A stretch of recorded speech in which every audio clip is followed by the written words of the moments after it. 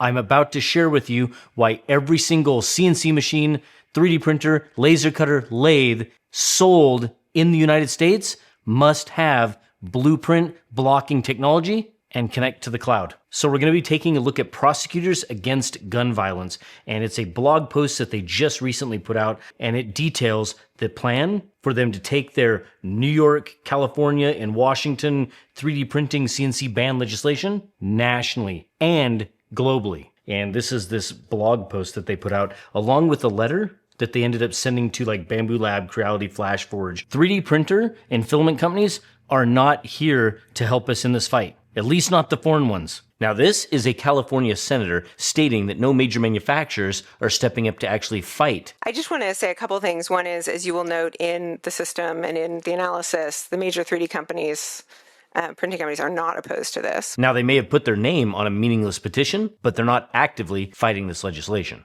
Do you honestly believe that Bamboo Lab, Creality, FlashForge, Polymaker, Sunlu, eSun, that they're going to come and defend the US Constitution? No, they just sell products. So for months, I've been making content on this topic, trying to raise the alarm, to let people know that you need to fight. And I received a phone call from our sponsor, Polymaker, well, ex-sponsor. And in so many words, they told me that they didn't appreciate the type of content that I was making, which is why I ended up dumping them. I didn't sign the new contract, and why you shouldn't rely on a Chinese company to fight American battles. Prosecutors Against Gun Violence calls on 3D printer companies to prevent at-home gun manufacturing. 20 prosecutors from across the US pen letter to major companies. This is what I've been talking about for a really long time. This isn't just isolated incidents of states going after 3D printing and micromanufacturing. And it was humorous to me, I think, some of my videos over the last 6 months talking about how this was a coordinated effort. I literally had YouTube comments filled with like, you're a conspiracy theorist. There's no coordinated effort. This is just a couple of states who are tired of ghost guns. Well, no, it's not. It is literally a coordinated effort that started back with 3D printers back in like 2017 or 2018. Prosecutors Against Gun Violence today sent a letter to major 3D printer companies, Bamboo Lab, Creality, and FlashForge, urging them to proactively implement printer-based solutions blocking the manufacturing of 3D printed firearms and parts. 20 members of PAGV, chaired by Manhattan DA Alvin Bragg, of course, it's Bragg, and Columbus City Attorney Zach Klein signed the letter representing communities from California to North Carolina. The ability to manufacture 3D printed firearms at home is a very real and present national public safety threat. Why? Statistically, I think one person has been murdered in a nation of 350 million people. That is absolutely the opposite of a real and present national public safety threat. But notice that he says national. Quote, New York has taken monumental strides to combat the proliferation of 3D printed guns, but trafficking does not stop at state borders. Trafficking. Do you catch that? The states just can't deal with this themselves. That's because this isn't really about safety of their citizens. You can pass laws all day long that affect the safety of your citizens. Other states pass laws for the safety of their citizens. There are all sorts of things that get bought in other states and trafficked or that cross state lines, and they don't go after those tools, those products. This is a full-on war on micromanufacturing and 3D printing, and they are using public safety, ghost guns, as the excuse. Now, this quote is continued from Alvin Bragg. Prosecutors from across the U.S. are calling on major 3D printer companies to protect our constituents, including their customers. Act swiftly to prevent your machines from producing dangerous firearms. 3D printed firearms are a threat to public safety. Yeah, they keep saying it. As they allow individuals to bypass background checks and firearms to find their way into the hands of those otherwise prohibited from possessing them. If you're a criminal and you can't pass a background check, it's already against the law. This doesn't do anything. Criminals don't follow laws. It's that simple. It's just this is such a failed exercise. Prosecutors across the country are calling on 3D printer manufacturers to implement common sense solutions to keep our kids and communities safe. Here we go. Common sense. You mean like common sense gun control? That's how it all starts. Here we go. Now you have common sense 3D printer bans and controls. The letter, which builds on the work of Manhattan DA's office to engage directly with companies, comes in the wake of New York State's enactment of groundbreaking legislation requiring 3D printers sold in the state to be equipped with blocking technology. So if you're not familiar with that, they went ahead and put that into the budget bill in New York. So there was no way for the state to get school funding, road funding, anything, unless they approved this technology. Now, the technology itself means that every 3D printer, CNC machine, lathe, drill press, laser cutter, anything that takes a digital file and either adds or subtracts to create an object must have this blocking technology. The blocking technology is basically you go to cut or 3D print something and it has to check with a state database first to find out if that object that you're about to create, if it's dangerous or not. So it puts a lot of very resource intensive processes on those machines, which for the most part, they're not even capable of, which we probably will cover in a different video. It's likely going to 100% have to be cloud-based.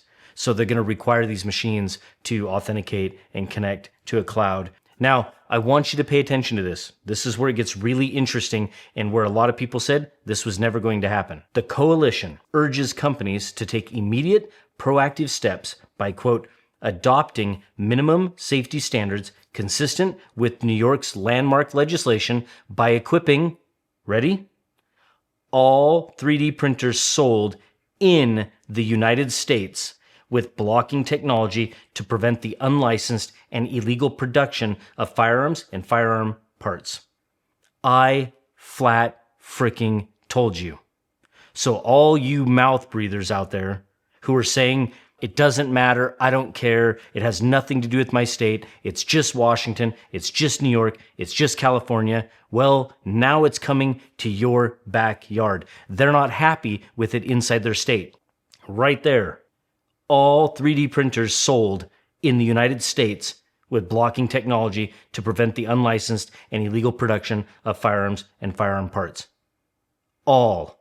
That means the letter that they're sending to Bamboo and to Creality and FlashForge and others, they're not just asking for one machine for their states or firmware just for their states. No, they're going to demand it everywhere. And if those companies don't comply, they will be punished by those states. I told you.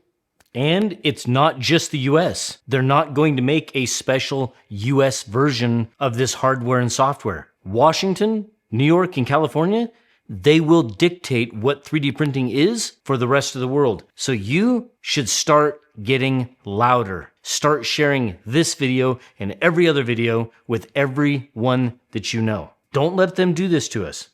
It is imperative that your company takes swift action towards the implementation of these common sense safeguards. There's that word common sense again. To this end, we respectfully request a meeting with representatives from your company and members of our respective offices. We are committed to working with you to curb the creation of illegal ghost guns to keep our communities safe. And then they actually have a link to the document right here, which this one it happens to be to FlashForge, and it's the full letter. And I'll have the links in the description, so feel free to go click on it and read it. But this is absolutely terrifying. Terrifying for additive manufacturing, terrifying for subtractive manufacturing, because it's not just about 3D printers. Now, at the time of this video, so today is July 1st, this letter and the blog post went out on June 29th, so just a couple of days ago. California just had their most recent committee hearing. It was their public safety committee. That's on California's AB 2047, which is their blocking technology bill in the state of California. And I know that people think that you can just go to these meetings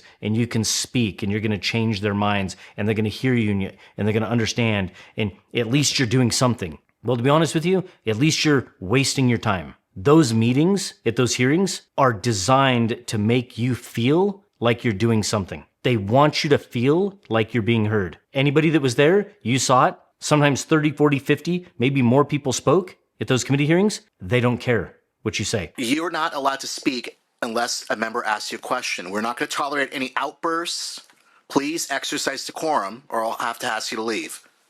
They have political aspirations. They have huge money backers that are supporting them. They don't care what you say. They nod their heads. Thank you very much. say thank you for showing up, and then they pass the bill anyway. AB 2047, Bauer Kahan. Motion is to pass as amended to appropriations. Adagain. Aye. The only way to stop this is to make those politicians fear that they're going to lose their seat, that they're going to lose their power. If you're at those meetings, walk up there, stand up, and tell them that you're going to vote them out, and that you're going to tell every one of your family and friends, your entire social circle, and you're going to spend from now till November or whenever the next election is, making sure that every single person that you know or come in contact with is going to vote against them. And when hundreds and thousands of people do that by email, by phone call, or showing up in person, that's what makes those people change their mind. That's what makes people look at every town's money and go, you know what? Maybe I don't want to do this. Maybe I want to stay in office, keep my position. It's the only way it changes. If you want me to cover more of this, absolutely say something in the comments. Thanks for watching, and we'll see you in the next one.